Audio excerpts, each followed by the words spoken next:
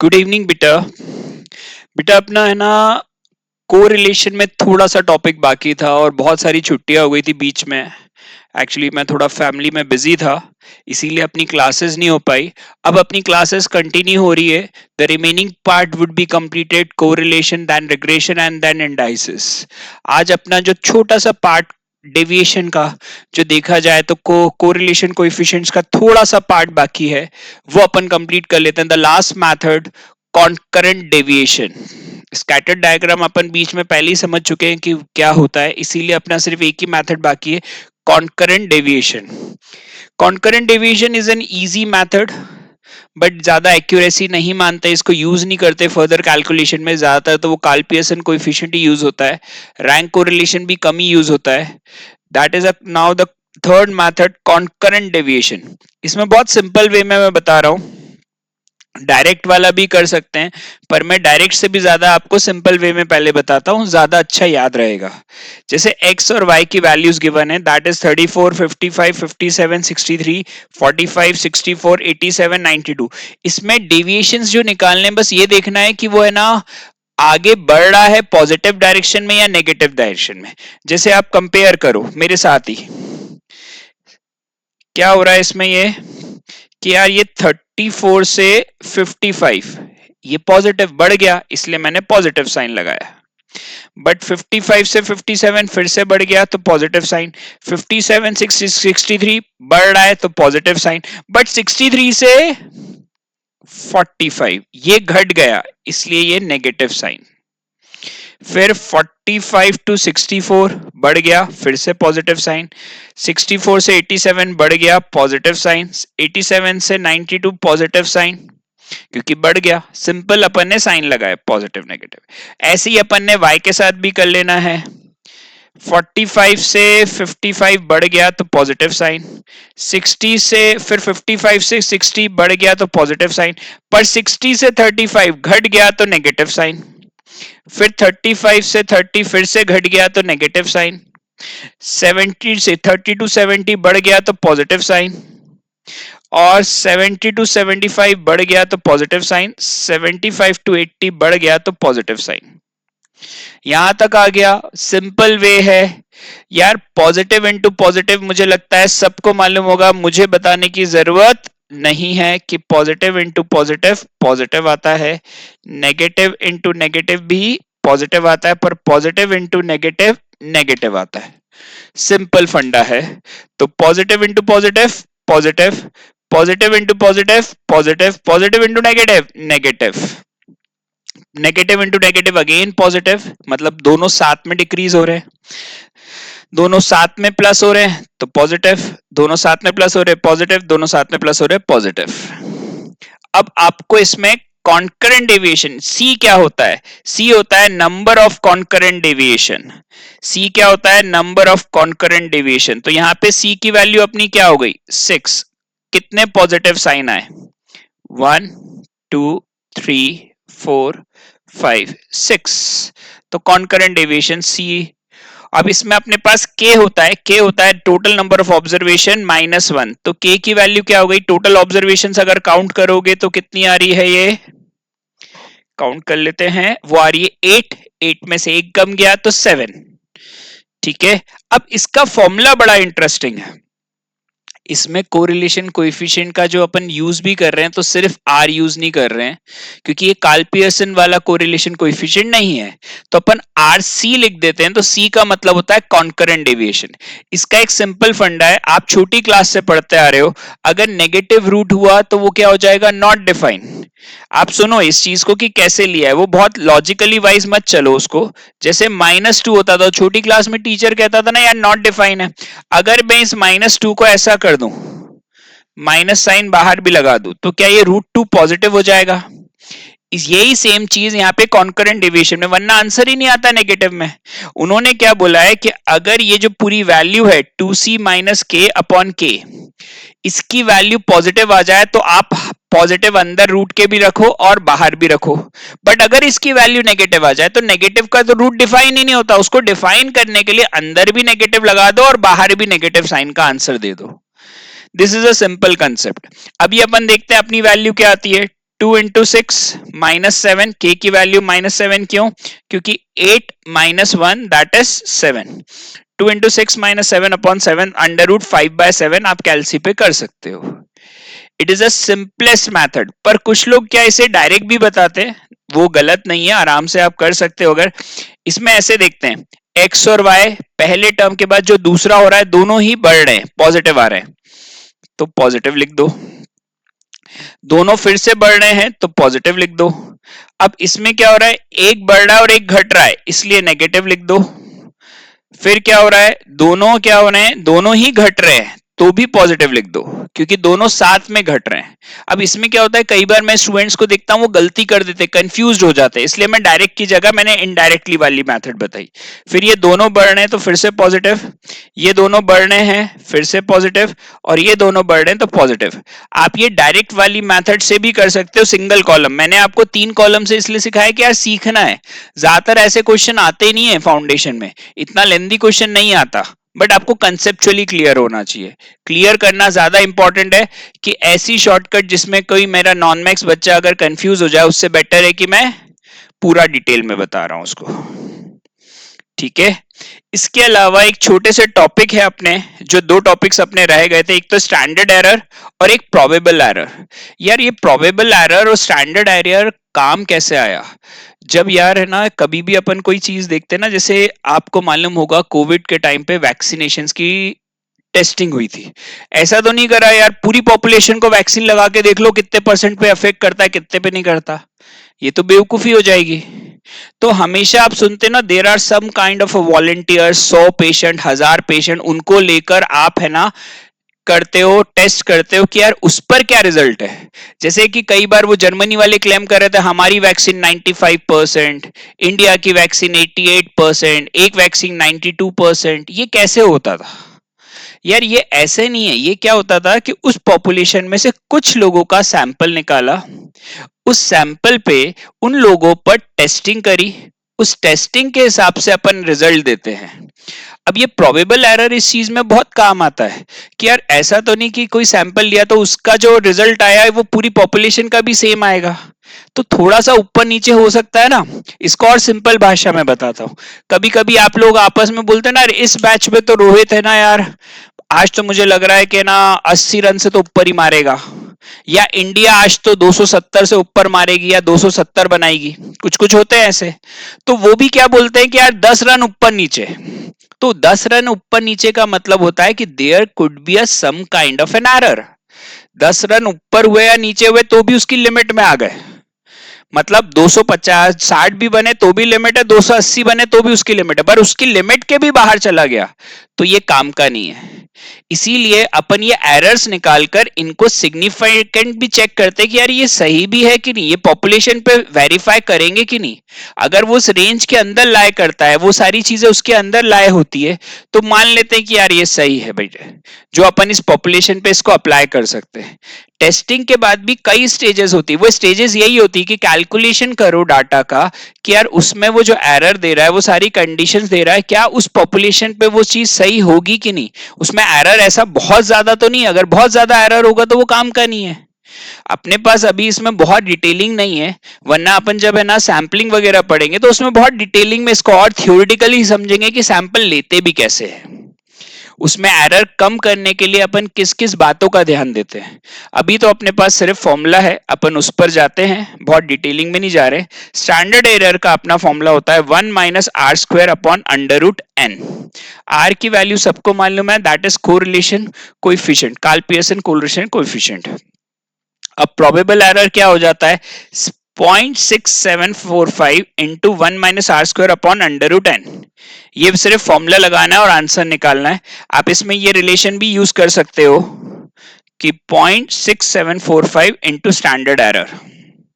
अब इसमें सिग्निफिकेंट कब होता है, जब आर की value greater than 6 into probable error आ जाए, तो ये मान लेते हैं कि यार सिग्निफिकेंट है। सिग्निफिकेंट है मतलब ये पॉपुलेशन पे भी सेम अप्लाई होगा, बट अगर आर की वैल्यू 6 इंटू प्रोबेबल एरर के बराबर या उससे छोटी आ जाए तो वो सिग्निफिकेंट नहीं है, मतलब वो उसके साथ अप्लाई नहीं कर सकते हो, सेम पॉपुलेशन जैसा यूज नहीं होगा, जो मैंने अभी बात बोली।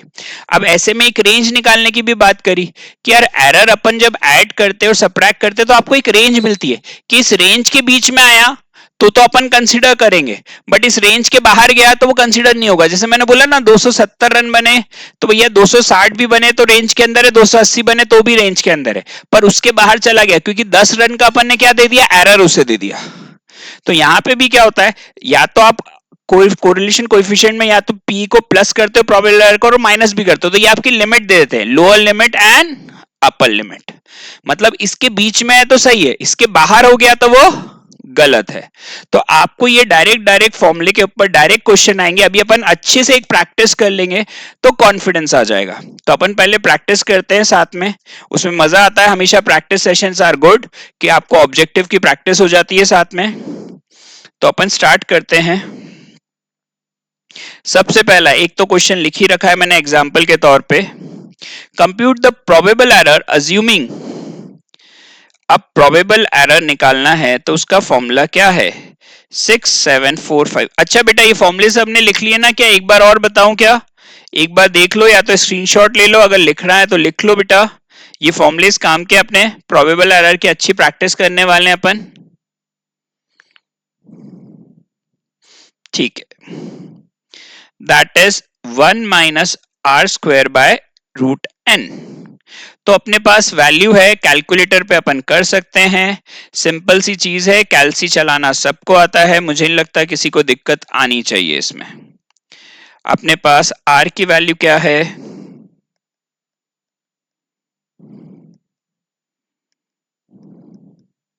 Upon under root 25। आर की वैल्यू भी गिवन थी, एन की भी गिवन थी, तो 0.8 into equal to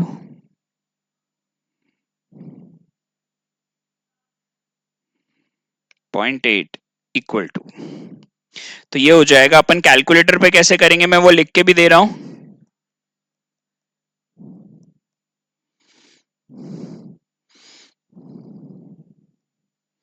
0.6745 divided by 25 root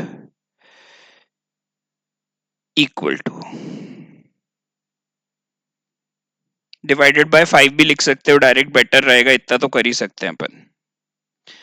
5 equal to, तो मुझे बताओ कितना आया ये, 0.36 into 0.6745 divided by 5 equal to, तो ये आ गया 0.04856, मतलब बी ऑप्शन सही।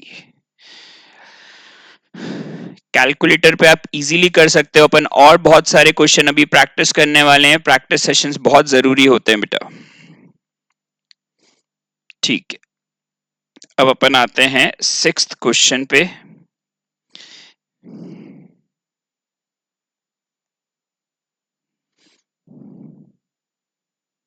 सिक्स तो ये तो सिंपल है, गलती से हो गया होगा। 15th नहीं, हाँ, what are the limits of the coefficient of concurrent deviation. कई लोग क्या इसमें कंफ्यूज हो जाते हैं, अपन माइनस साइन लगा रहे हैं तो क्या होगी भैया, कोरिलेशन कोएफिशिएंट की हमेशा लिमिट -1 से 1 होती है, चाहे कोई भी सिचुएशन हो, दैट इज डी ऑप्शन। हमेशा ध्यान रखना, the correlation coefficient is always -1 to 1, nothing else. अब आते हैं 15th पे। अब बेटा ये जो चीज है ना, इसको समझना, कोवेरिएंस आपको दे रखा है और पूछा गया है कि यार स्टैंडर्ड डेविएशन के प्रोडक्ट्स क्या होने चाहिए, किस लिमिट में होने चाहिए। आप एक बात समझो, हमेशा अपन ने पढ़ा है ये -1 से 1 होता है। अब ये अपना क्या होता है, कोरिलेशन कोवेरिएंस का x, y, sigma x sigma y। तो यहां पे अगर अब मैं क्या कर दूंगा कि यार इसमें अगर मैंने 15 रख दिया तो मुझे तो -1 से चाहिए ना कम, 1 से छोटी वैल्यू चाहिए।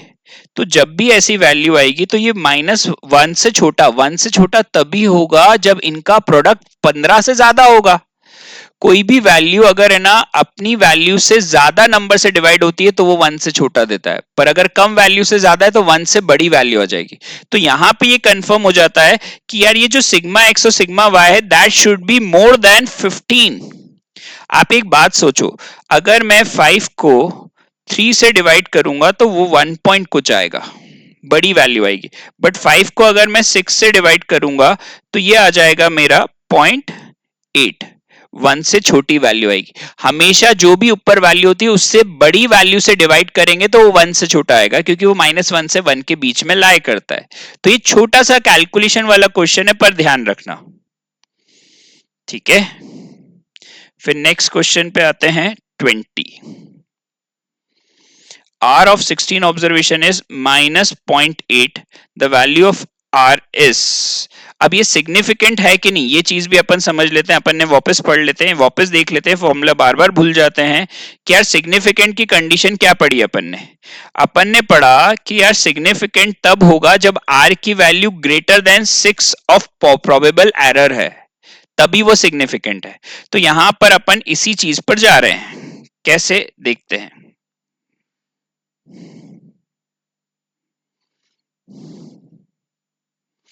ठीक है, तो यहां पे अपन पहले प्रोबेबल एरर निकाल लेते हैं। 6745 1 माइनस आर स्क्वायर, एक मिनट यहां जगह कम हो गई है, थोड़ा सा इधर कर लेते हैं।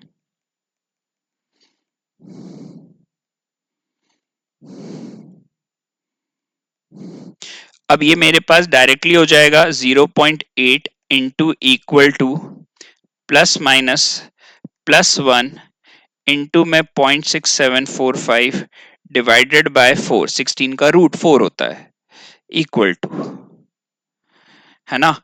अब इसमें इंटू में लास्ट में 6 कर देंगे। तो चेक करते हैं भाई आराम से, कोई दिक्कत नहीं है, मेरे पास भी कैलसी है, मैं उसी पे करूंगा।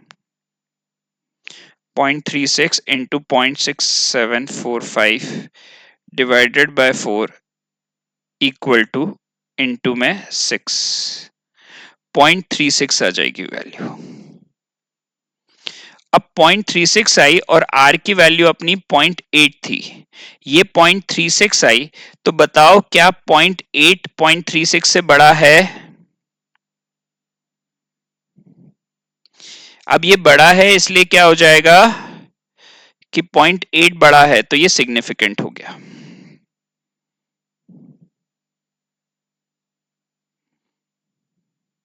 ठीक है, अब आते हैं अपन नेक्स्ट क्वेश्चन पे।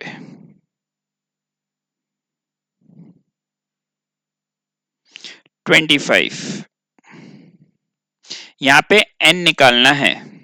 अब ध्यान देना बेटा, अब n निकालना हो तो आपको क्या करना चाहिए, ऑप्शन से भी आप कर सकते हो डायरेक्टली, क्योंकि देखा जाए तो हमेशा उसी ऑप्शन को चेक करना जो परफेक्ट स्क्वायर हो, उसको चेक करने में थोड़ी ज्यादा आसानी हो जाएगी तुम्हें जल्दी से। तो ये मैं कैसे चेक करूंगा, 0.9 into equal two plus minus +1 into 0.6745, अब मैं थोड़ा डायरेक्ट लिख रहा हूं क्योंकि 3 बार फॉर्मूले लिख चुका हूं, डिवाइडेड बाय 4 इक्वल टू, मेरे को देखना ये वैल्यू क्या आती है, तो मैंने दे कैलकुलेटर पे करा 0.19 into 0.6745 divided by 4 equal to 0.3032 आ रहा है, मैच, खत्म। अब मैंने देखो सबसे पहले एक बात सोचो कि मैंने यार 16 को क्यों लिया, 16 वाज अ परफेक्ट स्क्वायर, ज्यादातर वही आंसर्स होते हैं आपके इजी गोइंग, क्लियर है। तो आपको कैलकुलेटर पे सिर्फ करना है, कोई दिमाग ज्यादा नहीं लगाना है, कैलकुलेटर पे आता है काम खत्म। फिर से find the correlation coefficient, coefficient of correlation when its probable error is 0.2 and the number of pair is 9। अब यार मुझे R निकालना है, तो ये भी मैं कर सकता हूं ऑप्शन से, मैंने ए ऑप्शन चेक करा, तो ये हो जाएगा 1 माइनस 0.42 का स्क्वायर अपॉन √9, कैसे चेक करेंगे? चेक करते हैं।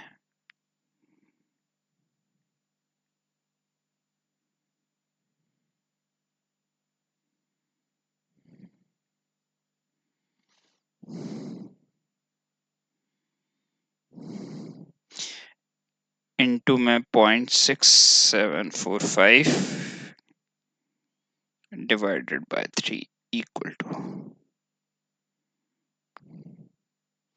ये आ रहा है 0.185। एक और चेक कर लेते हैं, वैसे तो ये क्लोज आ रहा है बहुत।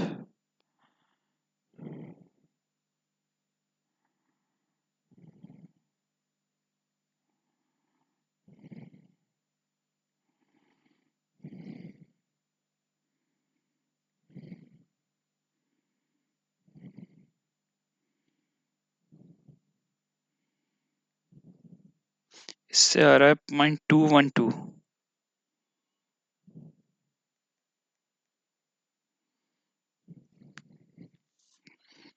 एक बार अपन एक्चुअल मेथड से चेक कर लेते हैं, क्योंकि ये बहुत क्लोज क्लोज ऑप्शंस दिए हुए हैं।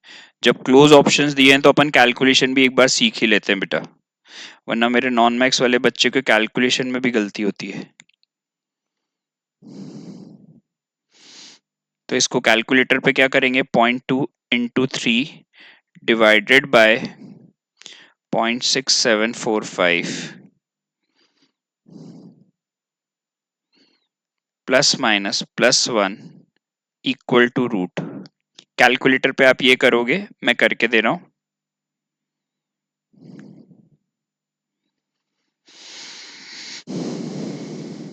67,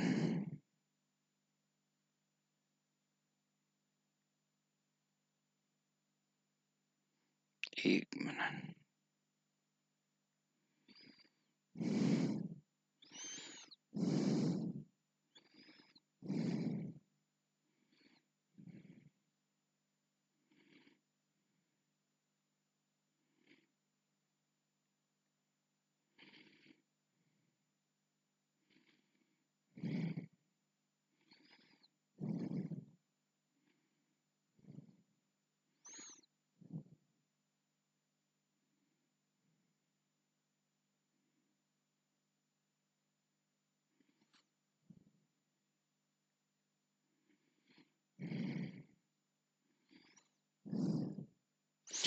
पॉइंट 33 आ रहा है सबसे एक्यूरेट। ठीक है, इसको चेक भी कर लेते हैं।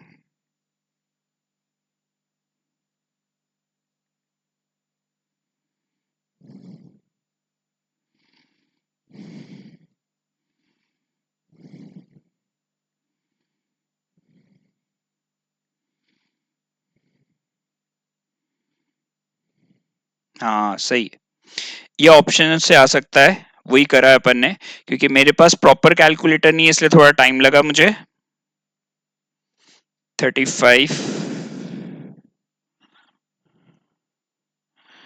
आर गिवन है 0.9, प्रोबेबल एरर गिवन है 0.04, एन निकालना है। ऑप्शन सही नहीं दे रखा है, एक बार बेसिक से करके देखना आप बेटा। 39, ये तो फॉर्मूला है 0.6745, कई बार पढ़ लिया अपन ने। 56,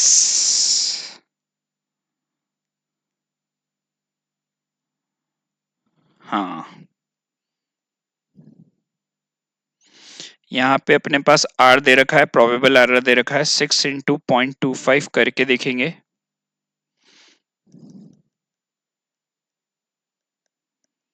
1.5, 0.6 इज लेस देन 1.5 आ रहा है, नॉन सिग्निफिकेंट। आर की value P of 6 of P P probable error से कम आ रही है।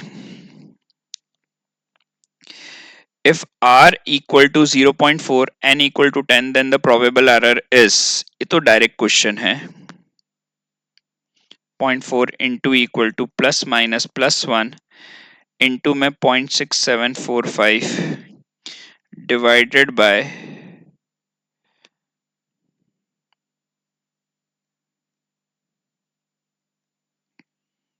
इक्वल टू, ठीक है। तो ये अपने क्वेश्चंस भी हो गए जो प्रोबेबल एरर और ये सब आ सकता है। ये अपना कोरिलेशन वाला पार्ट खत्म। नेक्स्ट वीडियो में अपन मिलेंगे विद एन रिग्रेशन, और जो हो सकता है मैं आज ही रिकॉर्ड कर लूं तो मैं आज ही आपको भेज दूंगा। थैंक यू बेटा।